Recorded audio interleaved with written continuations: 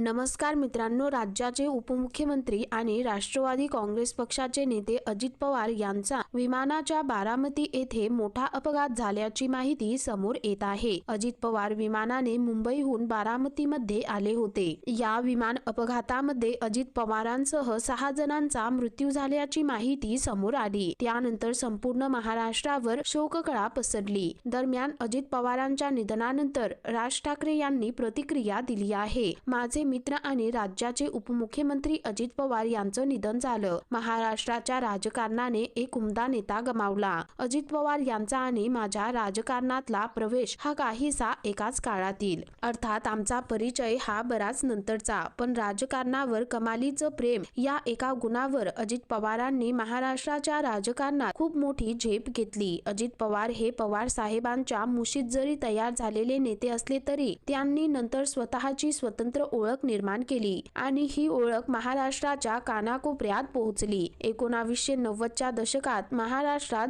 शहरीकरणाने वेग पकडला। ग्रामीण भाग अर्धशहरीपणाकडे झुकू लागला, तरी तिथल्या राजकारणाचा बाज हा ग्रामीणच होता। जरी तिथल्या प्रश्नाचं स्वरूप हे काहीसं शहरी होत चाललं असलं तरी या पद्धतीच्या राजकारणाचा पूर्ण अंदाज आणि ते उत्तम पद्धतीने कसं हाताळायचं याचं कसब अजित पवारांकडे होतं। राजकारणातला विरोध हा राजकीय असतो, तो व्यक्तिगत नसतो। त्यामुळे एकमेकांवरची जहरी टीका ही व्यक्तिगत घ्यायची नसते। हे भान असलेले नेते महाराष्ट्रात कमी होत चाललेले आहेत। राजकारणातले दिलदार विरोधक एकामागे एक जाणे हे महाराष्ट्राच्या उमद्या राजकारणाचं मोठं नुकसान आहे। मी आणि माझं कुटुंब पवार कुटुंबियांच्या दुःखात सहभागी आहोत। महाराष्ट्र नवनिर्माण सेनेतर्फे अजित पवारांना भावपूर्ण श्रद्धांजली, अशी पोस्ट राज ठाकरेंनी केली आहे आणि आपल्या भावना व्यक्त केल्या आहेत। तर मित्रांनो, या संदर्भामध्ये तुमची काय प्रतिक्रिया आहे खाली कमेंट करून नक्की कळवा।